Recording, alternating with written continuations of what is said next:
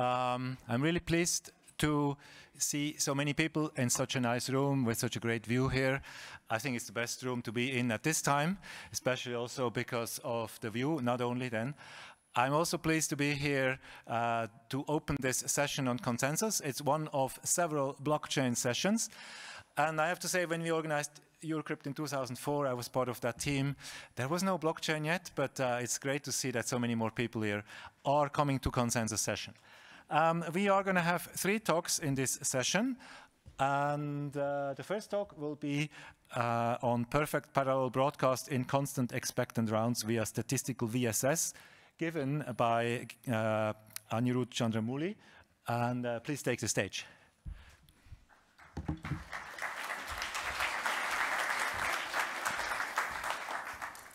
Hello. So I'm Anirudh. I'm going to talk about my paper with my advisor, Gilad Asharov. So the problem we were interested in is broadcast, where we have n mutually distrusting parties. And we have a designated party who is the sender, who wishes to send a message equivocally to all the parties. And the challenge is that we have T-corrupted parties, which may include the sender, and these parties may try to deceive the honest parties. And the properties we want is we want agreement. That is, everyone outputs the same message M prime. So you can see all the honest parties output some message M prime, which is the same. And additionally, we want validity, meaning when the sender was honest with the message M, we want that M prime is equal to M. So the setting we are interested in is we want to realize this broadcast functionality on idealized pairwise private and authenticated channels. We don't want to assume any computational hardness, and we want 0 probability of error. So, and let's look at some of the lower bounds we know in this setting. So for resilience, we know that T less than n by 3 is necessary. That is, the number of corrupted parties is at most 1/3 of the total number of parties. In terms of the round complexity, we know that any deterministic protocol must run in omega of n rounds. And in terms of communication, we know that at least omega of n squared messages are necessary. And so what's the best we can hope for? The best we can hope for is n is at least 3t plus 1. And the round complexity is expected constant. And the communication complexity is n times L plus n squared, where L is the size of the message. Let's look at the state of the art for broadcast. Broadly, there are 2 classes of protocols that we have in this setting. So we have succinct with like high latency. And we have protocols that incur more communication but run in expected low latency. So let's look at the round communication and round complexity of these protocols. So in the first class of protocols, we know that we can achieve this with communication complexity NL plus n squared log n bits. And it runs in omega of n rounds. This is due to a line of work ending at Chen et al. In the second class of protocols, we know how to do broadcasts in a line of work from n squared L plus expected poly n communication from Feldman-Micali. And it was improved by Katz and Ku to n squared L plus expected n to the power 6. And finally, it was improved to, the expected communication was improved to n to the power 4 by AIPP22. And let's see why the gap is important, because let's say that the sender wants to broadcast a single bit, and there are, say, 300 parties. In the first class of protocols, n squared comes to around 11 kilobytes, whereas in the second class of protocols, it's n to the power 4. N to the power 4 is close to a gigabyte. So you can see there's a huge gap in the communication complexity from across both the classes of protocols. However, let's look at the round complexity. If you had a 10 rounds of broadcast, in the first class of protocols, you would incur the order of, say, 3,000 rounds. Whereas in the second class of protocols, you could expect, it's an expected order of 10 rounds. So what we want to do is maybe we want to design a succinct broadcast with expected low latency. We want to close the gap between the 2 classes of protocols. So our broadcast protocol, so we give a broadcast protocol with the communication complexity NL plus expected n cubed log squared n. So you can see we're closing the gap slightly. So typically in MPC protocols, broadcast is assumed. So secure computation protocols assume the existence of a broadcast channel. For instance, the seminal BGW protocol for verifiable secret sharing, the parties complain about the dealer or vote about the dealer's shares. And the communication pattern is really not one party broadcasting L bits. It's more each party broadcasting some L bits. So we are also interested in the problem of parallel broadcast, where each of the parties wish to broadcast some message. And once again, we have T-corrupted parties. And the properties we want is agreement and validity on all the parties acting as the sender. So we want agreement on the messages of all senders. We want that if for all honest senders, the parties output the honest sender's message. Let's look at the state of the art of parallel broadcast. Once again, the classes of protocols are like split into two classes. Succinct with high latency and protocols with more communication and expected low latency. The best known protocol for the first class of protocols is n squared L plus n cubed log n, but it runs in omega of n rounds. Okay, this is due to Chen et al. And in the second class of protocols, we have, thanks to Fitzi-Garay and also Feldman-McCarley, we have n squared L plus expected poly of n, which was improved by Katz and Koo to n to the power 6, and finally by AAPP22 to n to the power 4. So the question we also are interested in is, can we design succinct parallel broadcast with expected low latency? So once again, we design a parallel broadcast protocol with the communication complexity n squared L plus expected n cubed log squared n. So you can see that we've effectively closed the gap up to a log n factor from across both the classes of protocols. And additionally, we are optimal when the messages are of size n log squared n. So let me go into the construction now. Let's look at broadcast. So broadly, we follow the Katz and Koo framework for broadcast, which means broadcast can be designed using Greatcast and Byzantine agreement. And Byzantine agreement, we design using oblivious leader election. In Katz and Koo, they show how you can realize oblivious leader election with n to the power 6, and which gives an expected n to the power 6 for Byzantine agreement. And additionally, they give a Greatcast protocol with n squared L communication. So combining this, you get the cost of Katz and Koo.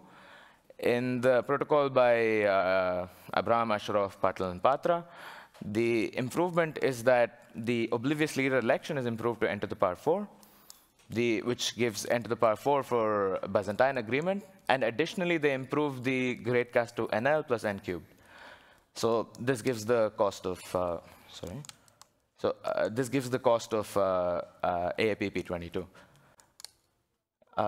So the overhead is coming from oblivious leader election. So let's look at oblivious leader election. Once again, you have n mutually distrusting parties and t corrupted parties.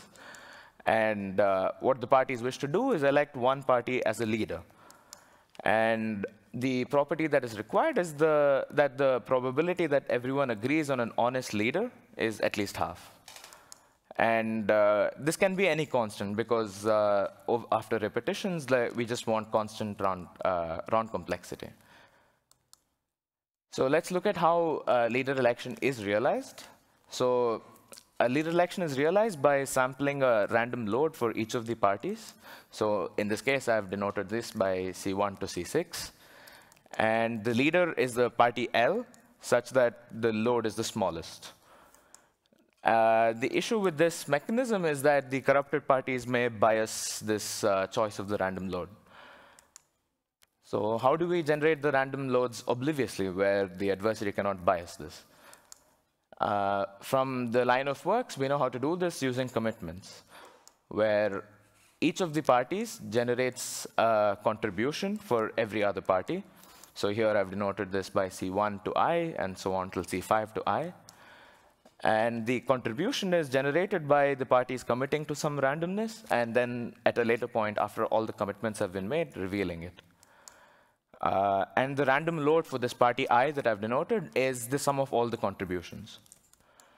And as you can see, the adversary cannot bias this randomness, because each of the each of the parties receives at least one uniformly random corruption, which means that the random load for each party is uniformly random. So going back to the, so how do we realize the commitment? The commitment is realized using verifiable secret sharing. And as you can see, it was n-squared instances of verifiable secret sharing. But let's go back and look at the leader election itself. So the probability that everyone agrees on honest leader must be at least half. So the probability that there is no agreement or there is a corrupted leader is at most half. But this is exactly the probability that the leader election fails. So what we can do is we can introduce some other bad event, meaning we can say the probability that there's no agreement or corrupted leader or some other bad event, which we define, is at most half. This still guarantees that the probability that everyone agrees on an honest leader is at least half. So we're still realizing leader election. So the key observation here is that, in fact, statistical security suffices. You can make the bad event be some statistical error in the protocol. And what that helps us do is actually reduce the number of secrets. So let's see how we reduce the number of secrets. Let's look at the party I and its contributions for all the parties. Our key idea is that we can just contribute to, say, polylog n or log n parties. So each party samples uniformly at random log n parties to contribute to. And the key property we need is that with high probability, each party receives at least one honest contribution. And that guarantees that the random load for each party is uniformly random. And the real challenge is to make this work against an adaptive adversary, which I will not talk about in this talk, so please read the paper. So let's look at the probability analysis once again. So each party contributes to log n parties uniformly at random. So the probability that no honest party j contributes to some party I is bounded by this. So let's parse it. The probability that the party j does not pick this party I once in the sampling is 1 minus 1 by n. And it does this for log n independent samples. And the number of honest parties j that do this is 2n by 3. So as you can see, this is bounded by e to the power minus log n. So for the probability that the leader election fails is now the probability that there's no agreement, no corrupted leader, or that for some party I, there is no honest j that contributes to it. And all we need is that this is bounded by half. As you can see, that last bad event is at most n times e to the power minus log n, which is constant. So we guarantee that the leader election succeeds with probability at least some constant. So going back to the Cachin framework, we had initially verifiable secret sharing to realize leader election with n-squared instances. And we show that we can do this with n log n instances. We're reducing the number of secrets. And this introduces some error, and the error is pushed into the failure probability of the leader election. So in terms of our contributions, we have a conceptual contribution, which is that statistically secure leader election suffices. And technically, we have a statistically secure leader election with fewer secrets. So let's look at verifiable secret sharing.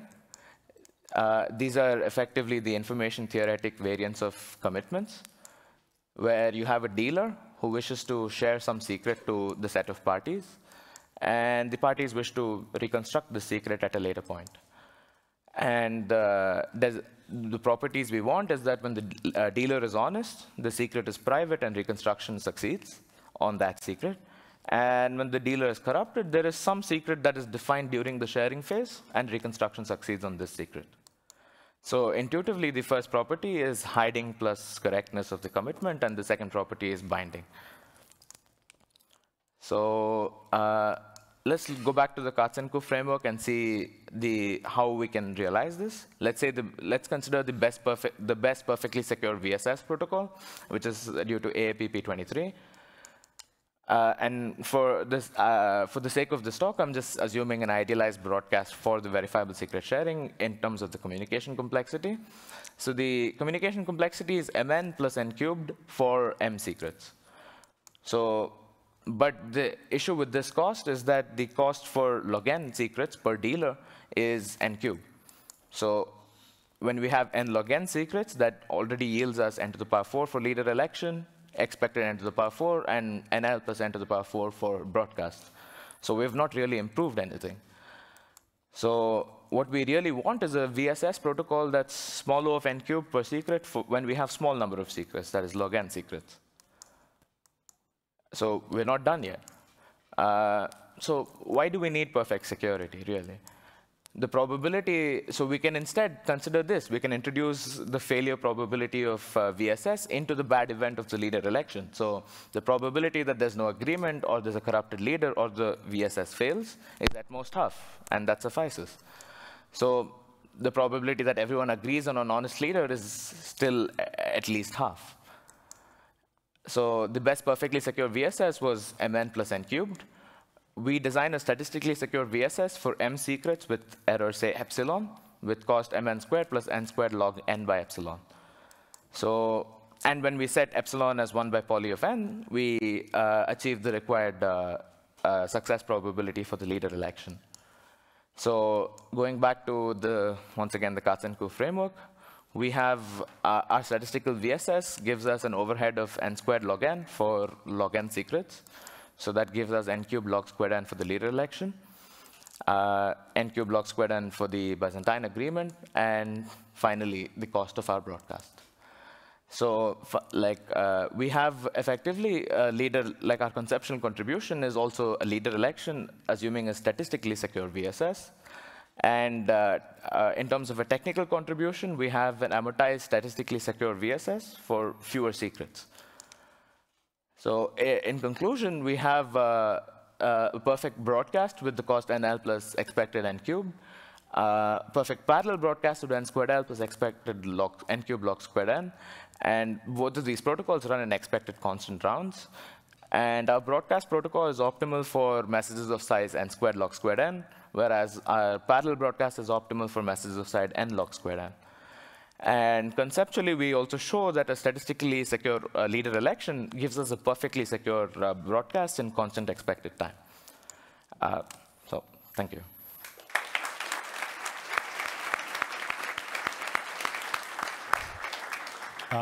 For questions, please step up the microphone, or there's in the middle of the room, in the middle of the aisle here.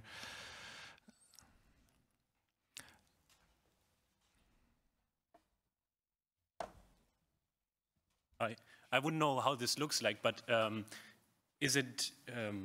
would it be a problem if this VSS was only computationally secure? As long as it fails with only like constant probability, it's fine. Okay. But the overall broadcast that you would design would be computationally secure. Okay. Yeah. It's about the failure probability, really. So for adaptive security, do you allow the adversary to block the message of the party post-corruption or not? You mean when the like the adversary changes the message after sending the message to the functionality? Yeah, after the party is corrupted, is still the message can still go or not? So after the adversary adaptively corrupts the party, we'll just say just send a message. Is the message allowed to go, or is I'm not sure I exactly understand your question. So when, let's say that the sender was honest, yeah, and then like the sender is adaptively corrupted after it sends the message. Yeah. This is, I'm guessing, the case you're interested in. Yeah. So I guess, I'm not sure. So is the message allowed still to go or not? So can the adversary? In our protocol, yes, but I'm not sure about the. Well, in your construction. Yeah. And does it have an impact on the complexity? No. Okay. It still remains what I've said. Okay, right. Thank you. Great. Thank you again.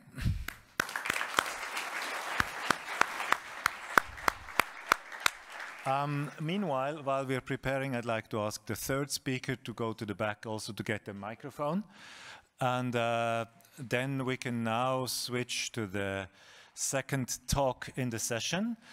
And while we're preparing the slides for the second talk, which always takes a moment, Let me welcome already Julian Loss here, who is going to speak about early stopping for any number of corruptions.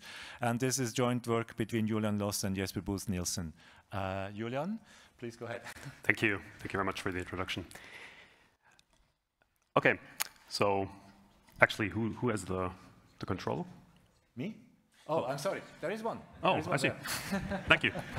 Not me, but thank you for the first speaker not to take it with them. Anyway. to the break. So with that out of the way, let me talk about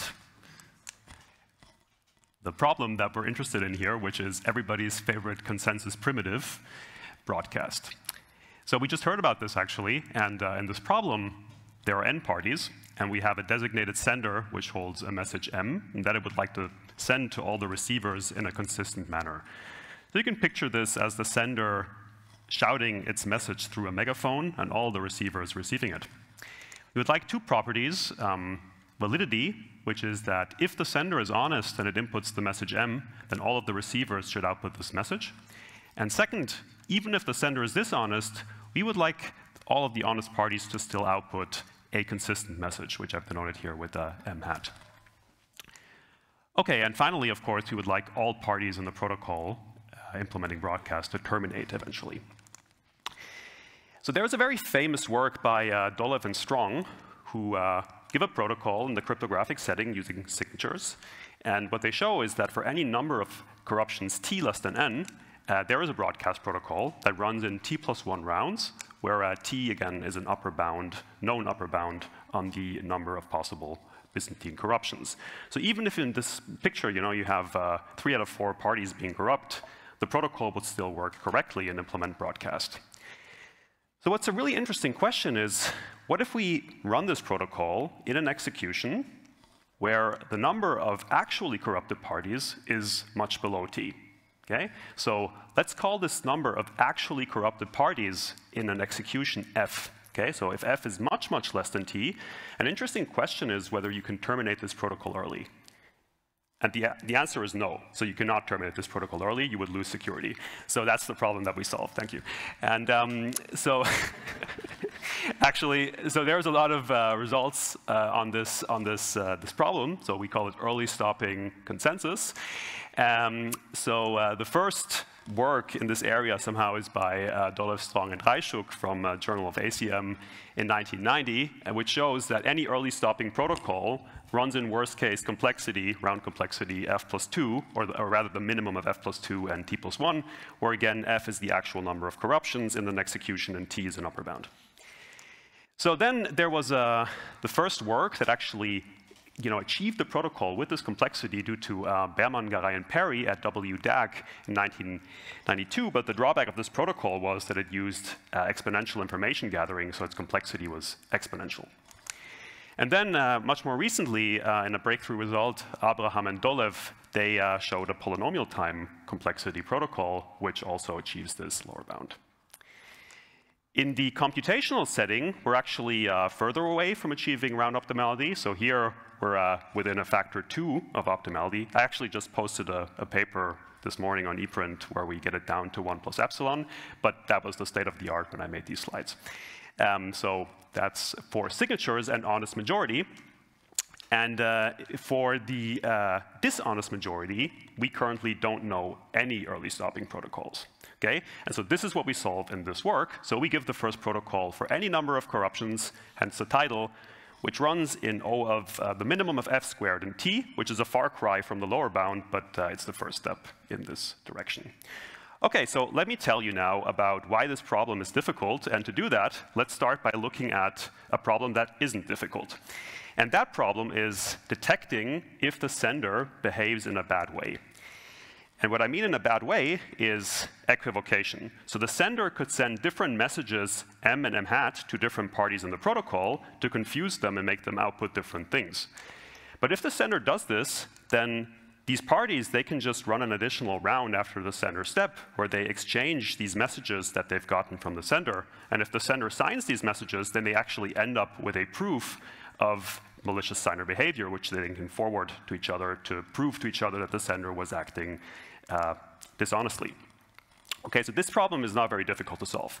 What is actually much more difficult to solve, and that's a little bit surprising, is kind of a benign sender behavior where the sender just doesn't send anything.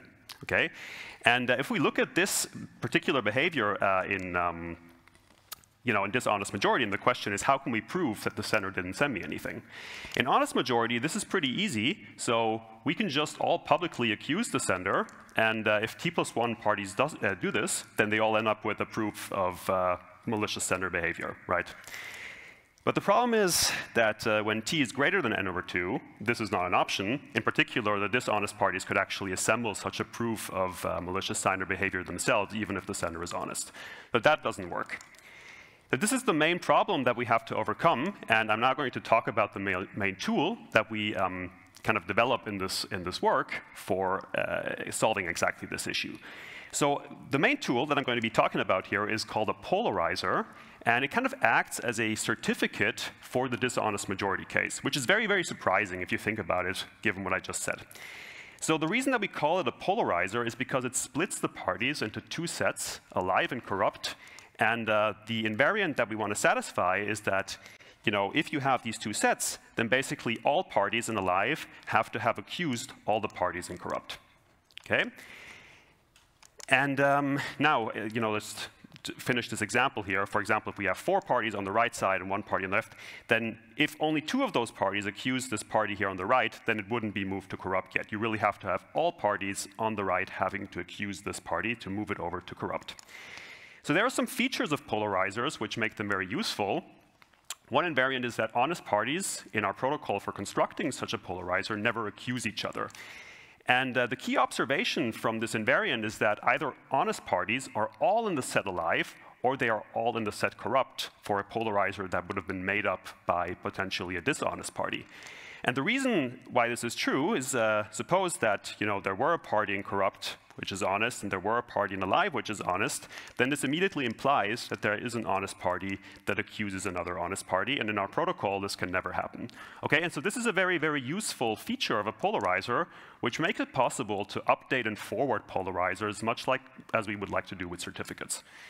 So whenever we receive a fresh polarizer with new accusations that we haven't stored yet, then we update our own polarizer with these additional accusations. And that could lead maybe to us moving some new parties, which are now all accused by the parties in alive, over to corrupt.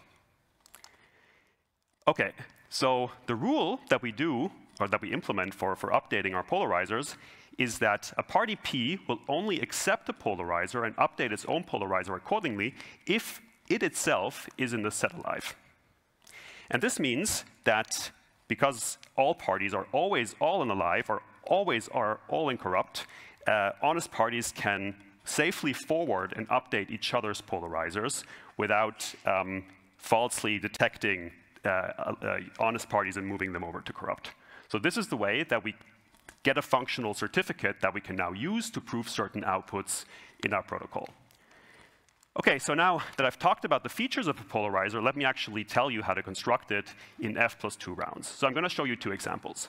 Let's say that the party in the upper left corner is the sender, and the sender is supposed to send a message to everybody in the first round, but now in my example it doesn't do this. It just sends a message to the second party here in the second row. And now our protocol does the following. So in every round, either you're going to forward a message that was signed by the sender and forward it to everybody, or if you don't do that, then you're going to publicly accuse everybody who didn't send you a message when they were supposed to send you a message. So in this case, it would have been the sender.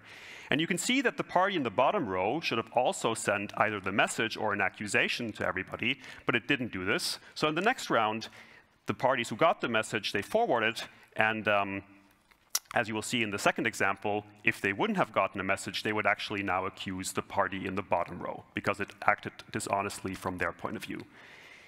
So once everybody gets the message, they run for one more round, and then they forward the message that they got to everybody else, and then they terminate. So this is a simple example, but now let's look at an example where the sender actually doesn't send anything to anybody. Well, then they all accuse the sender, and they would like to move the sender over to the set of corrupted parties. But they're still missing an accusation from the party in the bottom row. So how do you get around this?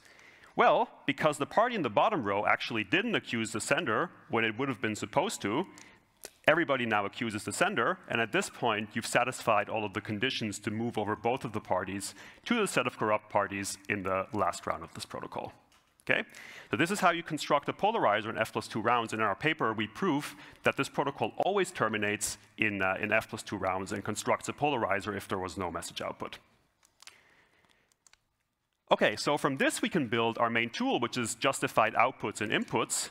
Basically, you can, or we call it an output M justified, if it comes with a forwardable proof pi that I can show to somebody else to justify this output.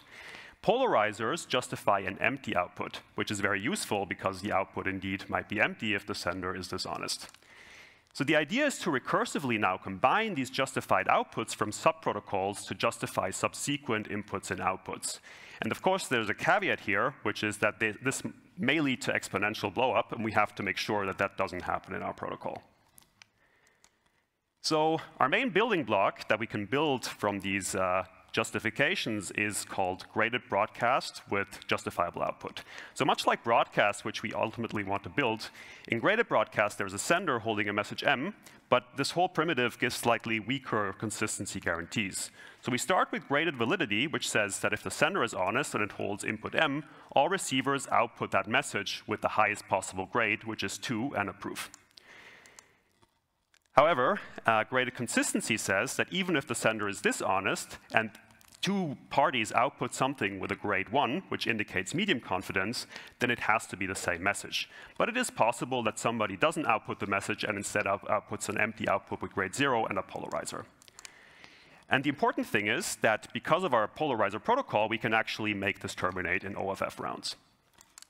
Okay, so now what we do is we implement the so-called phase king paradigm, which is a very common paradigm in this area, in the dishonest majority setting. And this phase king paradigm basically assigns a rotating king to a sequence of phases where every phase has another king. And after f+1 such phases, you are ensured to hit one honest king because you rode through them. So here's an illustration of this. So let's say that we had a bunch of dishonest kings, and now we have the first honest king. So the job of an honest king is to relay anything that they got from the previous output and send it via their own graded broadcast with justifiable output. So I don't know, that could be something with grade 1, it could be something with grade 0, but anyway, this party here, which is honest, would now send over this input that they got from the previous phase as the input for their own graded broadcast protocol.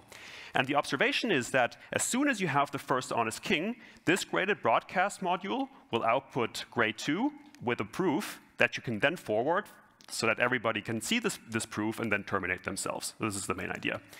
And of course, an empty message which says the sender didn't send anything, together with a justification for this statement, is entirely possible here, and that's the whole reason we have to build these polarizers, right? Okay, so now, as I said, inputs and outputs are justified recursively from prior inputs and outputs, and this means that there can only ever be a single justified value that is output in any of these submodules for an honest party with grade greater than 0. Okay? It's not possible, because everything is recursively justified, that there are two honest parties in the protocol which output some value v that is not the empty output with a grade that is positive. And this is very useful because, for one, it allows us to keep the complexity of the protocol polynomial, because you don't need to keep forwarding the same messages over and over. You can forward every accusation just a single time, and you can forward this singleton output, which is guaranteed to be the singleton output, just a single time, and you will never blow up the complexity in this way. Okay, and secondly, of course, conflicting proofs of termination do not exist, which is also very important, because if they did exist, then a malicious party could just make up a proof of termination by itself and confuse honest parties as to what the real output is. So the remaining issue of this protocol is that we always have to run f+1 phases until we hit the first honest king. And as I told you, each of these phases costs OFF many rounds. So this might lead to a situation where we actually run for OFF squared greater than t rounds, because f squared could be greater than t. So we would like to get rid of this so that we can kind of compare ourselves to the best of all worlds in terms of the $strong protocol.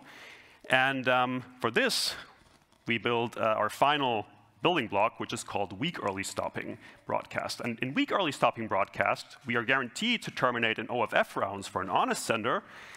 But if the sender is dishonest, it might take a bit longer, but only up to OFT rounds. So this by itself, of course, doesn't give us the full thing, because we would like to terminate early even with with a dishonest sender. But what we can do is we can put all of these things together. So we run our main protocol, which we actually call diagonal cast, because we rotate through the diagonal of all the leaders. And we run it for OFT rounds. And whenever this protocol produces an output, we just input it to this weak early stopping module. So if an honest party gets an output early, it can just broadcast it to everybody so that they eventually see it and they can terminate. So this all takes f squared plus f rounds, and we cap the limit, the round limit of this whole first phase by OFT. So if this protocol does not produce an early output, then we just switch over to a fallback phase, because at this point we can justify that the sender didn't send anything by recursively combining all of the outputs from the previous protocol. So we can just send that the sender didn't send us anything together with a proof, again using weak early stopping broadcast. And again, this takes OFF rounds, so the total complexity will now be t plus f rounds. OK, so that's how we get to our final running time. And with that, I'm at the end.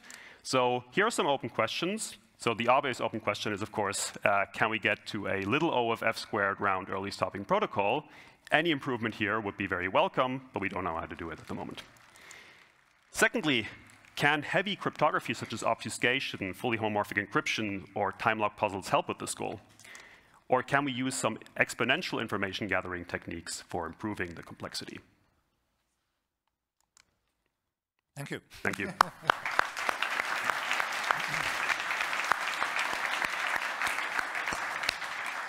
We have time for some questions that would have to be asked at the microphone in the middle here. Or scream. OK. Yes, as a king, you can scream. Why polarizers? Why are there for the microphone? Why or what? No, I think the question is about the terminology. Why do we call it a polarizer? Because, well, actually, the terminology was Jesper's idea, but I think the idea is that you split the parties into two opposing sets, right? So, like, you have a polarizing view. Some parties act honestly, the other ones don't. So that's the idea. Jesper. Thank you for a nice talk. I love the terminology. So polarizers is great. Yeah. So what is exponential information gathering? Just silly question, but maybe silly questions are allowed. Yeah, of course. So exponential information gathering refers to like a very common paradigm in this area, where in the first round, everybody just sends their message to everybody, and then everybody echoes that message. And now in the third round, everybody echoes the echoes, and then everybody echoes the echoes of the echoes, and so on and so forth.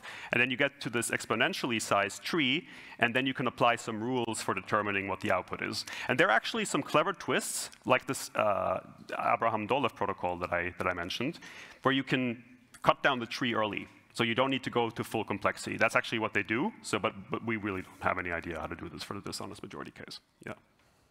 Great. Last question. Oh, thanks for the nice talk. Have you thought of a lower bound for the concept of a polarizer, so that at least you understand what are the limits of the technique? Is there an obvious lower bound for it? I wouldn't know. I mean, it seems difficult to do with less than F rounds. But I think what we would like to achieve is that you can reuse the work that you're putting in to build one polarizer for excluding different parties. And at the moment, we can't do that because we can't kind of certify that one polarizer excludes many different parties. In the worst case, everybody just excludes the sender. And we still run for OFF rounds, right? Because the chain might get resolved only in the last round, but never anybody's moved over to anybody. So yeah, I think that's like the main way to go to improve the round complexity further, reusing these polarizers over many graded broadcast phases. All right, thank you. Thank you as well. Thank you.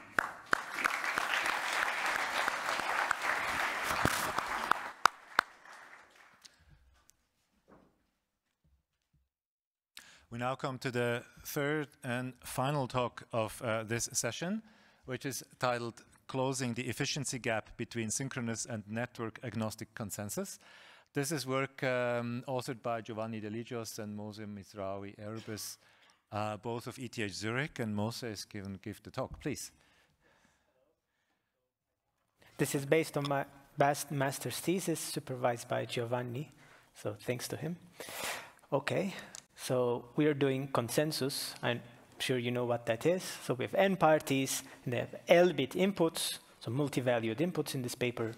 And as usual, up to t of these parties are Byzantine. The parties are in a fully connected network, connected via reliable and authenticated channels, and they need to agree on an output. And if they have a common input m, they need to agree on m. Actually, since we're doing multi-valued consensus, we also want intrusion tolerance. The common output of the protocol needs to be either the input of an honest party, so a non-corrupt party, or a special value bottom outside the domain of inputs. And we'll actually see why this is a useful property. Now, what's the network agnostic setting? This is something you might be less familiar with. The two traditional settings for consensus are the synchronous setting and the asynchronous setting. In the synchronous setting, the messages arrive after delta delay, where delta is the message delay bound that's publicly known, and the parties have synchronized clocks. And this enables secure consensus when less than half of the parties are corrupt, assuming they're set up to achieve this, for example, public key infrastructure. In the asynchronous setting, the messages arrive eventually, like they're delivered by an adversary, like with adversarial scheduling even maybe, and the parties do not have synchronized clocks. And now secure consensus requires that less than a third of the parties are corrupt, even with all the setup in the world. So a synchronous consensus protocol tolerates more corruptions, but an asynchronous protocol tolerates harsher network conditions. And the question is, how do we combine these two settings? And that has been done by Bloom, Katz, and Loss with the network agnostic setting. And the loss here is the Julian Loss, who just gave a talk, so nice coincidence. So here the network could be synchronous or asynchronous, and the parties run the protocol without knowing if it's synchronous or not. They need to reach consensus no matter what. And the protocol needs to tolerate a high number of corruptions, TS corruptions, if the network is synchronous, and still tolerate TA corruptions, a lower threshold, if the network is asynchronous. And when TA is less than or equal to TS, you can show that consensus is possible if and only if 2TS plus TA is less than N. Now, how do you achieve this? Bloom, Katz, and Loss compile a synchronous consensus protocol SPA star and an asynchronous consensus protocol ABA star. SPA star is secure against TS corruptions, ABA star against TA corruptions. And it's simple. You run SPA star on your inputs. It runs for a fixed duration, a fixed number of rounds. So everyone gets output from that, even if the network is asynchronous. And then the parties run ABA star on their SPA star outputs, and from that they obtain final outputs. Now, for this to work, we need some special properties from SPA star and ABA star. And most importantly, these are the enhanced validity properties. First of all, SPA star needs to achieve validity against TA corruptions, even if the network is asynchronous, so that if everyone has a same input M and the network is asynchronous, and then from SPA star they will output M, then from ABA star they will output M again. Validity is preserved throughout. Secondly, ABA star needs to achieve validity against TS corruptions when the network is synchronous. So when the network is synchronous, what's going to happen is that the parties are going to agree on something with SPA star, and then ABA star needs to preserve this agreement reached by SPA star. Okay, as I said, Bloom, Katz, and Loss introduced the network agnostic setting. They give the first consensus protocol and the impossibility proof as well.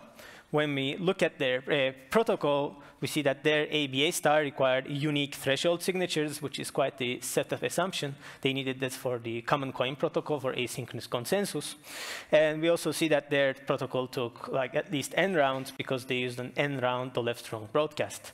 Now, there was optimization possible here. So in 2021, De Ligios, Hirt, and Liu Zhang designed a randomized, like more round efficient SPA star, where the round number is like, you have constant number of rounds, and the statistical error probability decreases exponentially with the number of rounds. Very recently, actually somewhat concurrently with our work, Bachok, Collins, Liu Zhang, and Loss designed a new ABA star protocol in their work on distributed key generation. And this protocol has a lot of nice properties. First of all, it works with only bulletin PKI rather than threshold signatures. And this is the setup assumption where each party has a signing key and a verification key. The honest signing keys are private. The verification keys are publicly available, and the verification keys of the corrupt parties can even be maliciously chosen. So it's a minimal assumption compared to threshold signature. Secondly, this protocol supports L-bit inputs natively. The previous ones were for bits only, and it has intrusion tolerance, so quite nice. Now, the communication complexity of this protocol is in expectation of n cubed kappa plus ln cubed.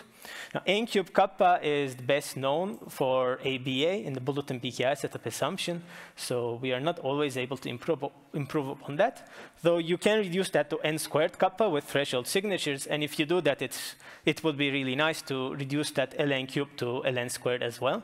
And we will do that. We will actually even be able to get ln with extension protocols.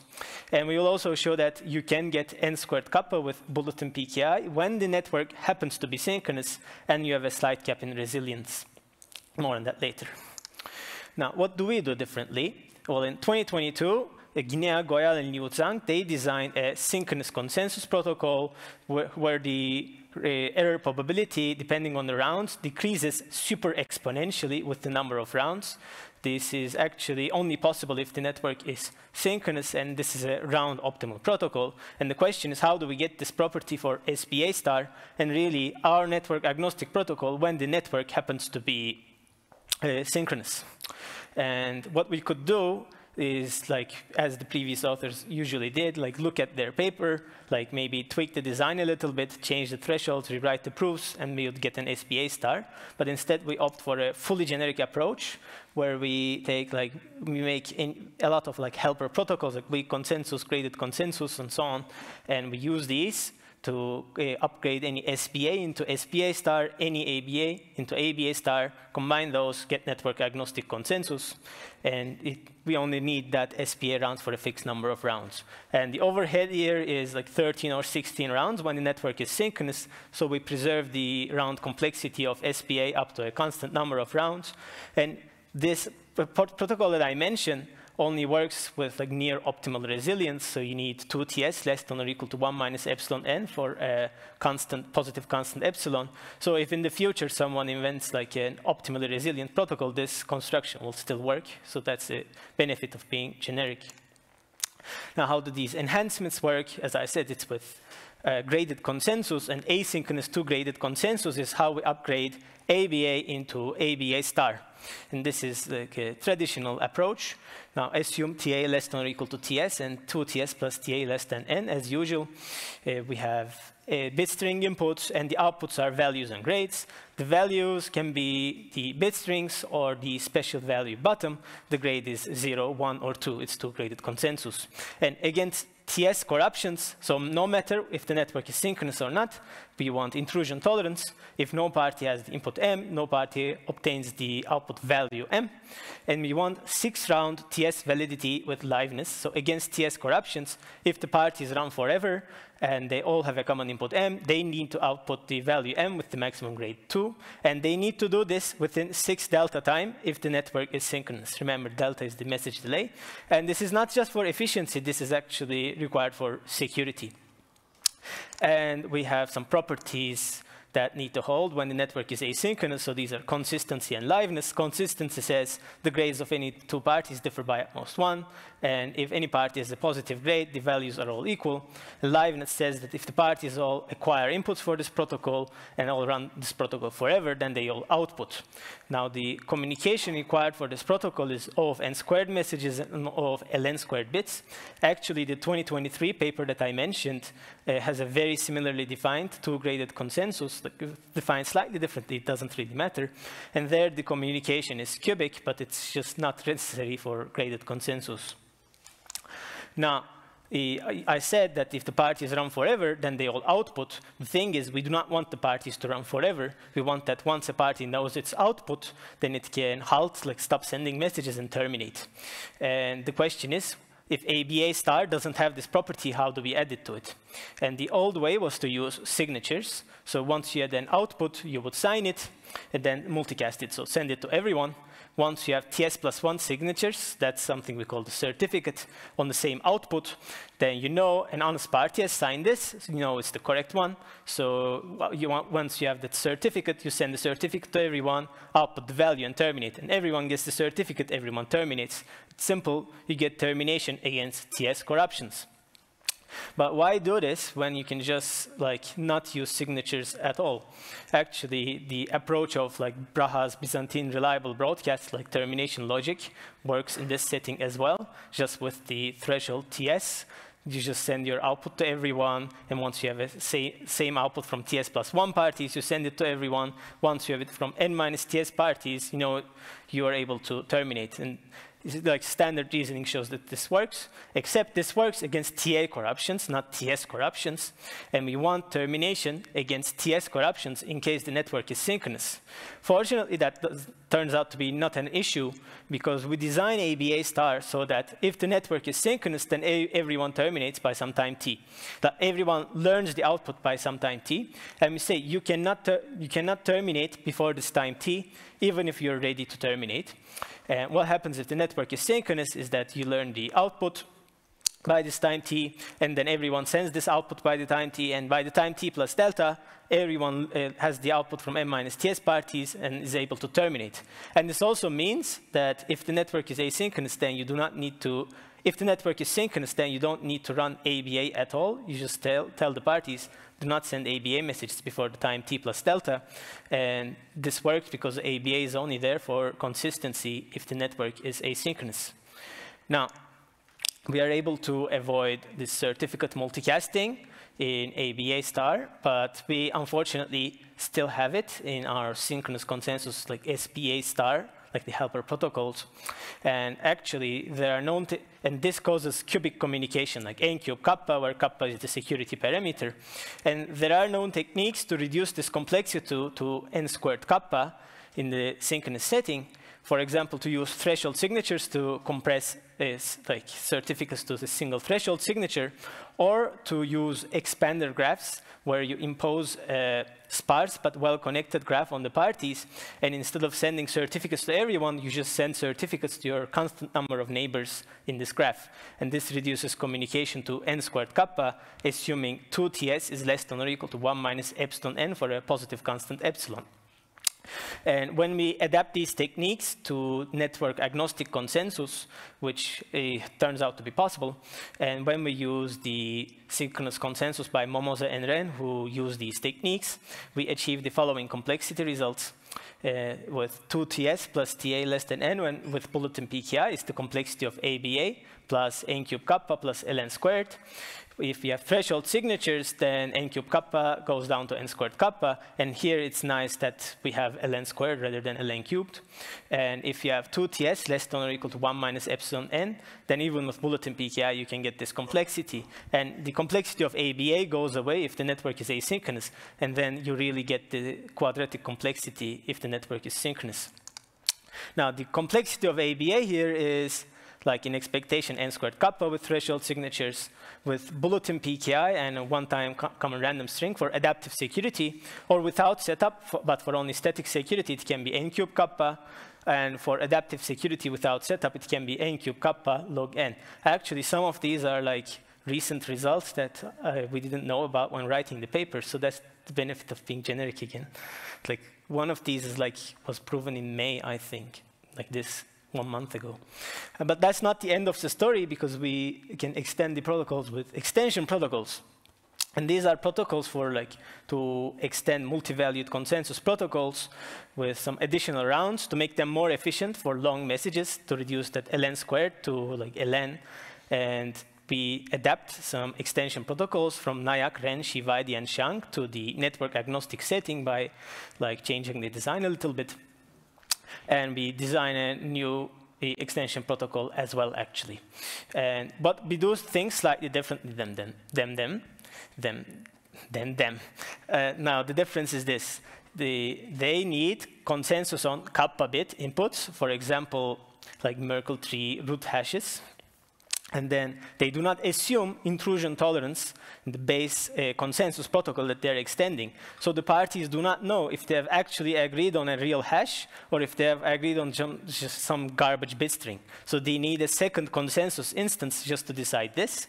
But because we have intrusion tolerance, we are able to avoid this. So we just need a constant number of rounds and the n-squared messages and the following communication complexity overhead in terms of bits. For optimal resilience, it's n-squared kappa plus ln with trusted setup. Without setup, it's n-squared kappa log n plus ln. But what we show with a new protocol, like again based on these expander graphs, is if you have 2ts plus ta less than or equal to 1 minus delta n for a positive constant delta, then you can still get n-squared kappa plus ln. Now, in practice, this is not really going to be very useful, to be honest, because there are hidden constants here that depend on like delta, like unless n is really large and delta is quite large as well. This is a bit like iffy, but still it's theoretically nice, and it actually shows that when 2ts plus ta is less than or equal to 1 minus delta n, and the network is synchronous, then bulletin PKI suffices for the complexity of n squared kappa plus ln. Then this is not expected time, and this is thanks to actually a property that we call ts delta n intrusion tolerance, where this is a parameterized notion of intrusion tolerance where the output is either bottom or the input of at least delta n honest parties. Turns out to be useful for extension. And I believe this is a new result even for purely synchronous consensus, so that's cool. And if you have trusted setup, then you can set the complexity of SPA and ABA to be n squared kappa both. Then you get network agnostic consensus with n squared kappa plus ln bits of communication, which, as far as I know, is the best known for like the strongly adaptive security that we consider in this paper. So we have caught up to speed with like the state of the art for like synchronous consensus, like asynchronous consensus, and also in terms of like ground complexity as well. So that's good. I wasn't looking, sorry. Yeah, that's it. Yeah, that's it. I didn't mean to stop so quickly, but you were approaching the end anyway. Yeah. There is time for some question. The microphone. I have a microphone here, so may. Is the compiler? Shout.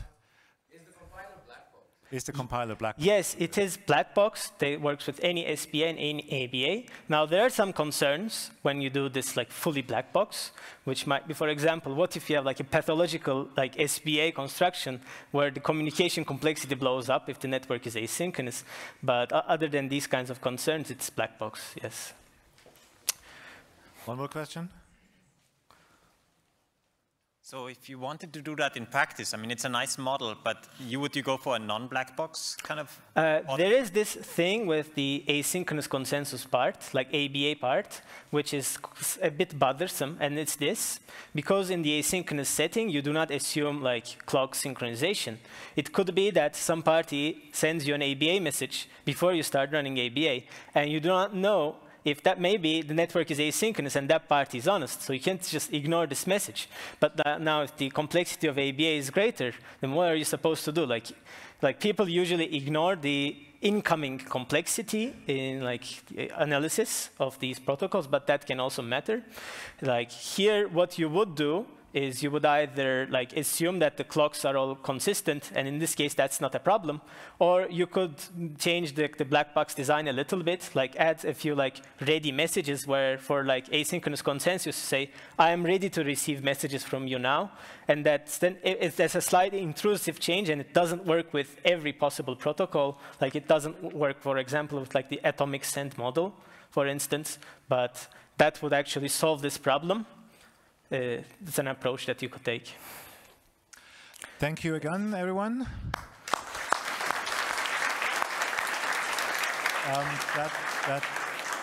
That concludes the session. The program resumes at 2 o'clock, if I'm not mistaken, in all the parallel session and rooms. Thank you.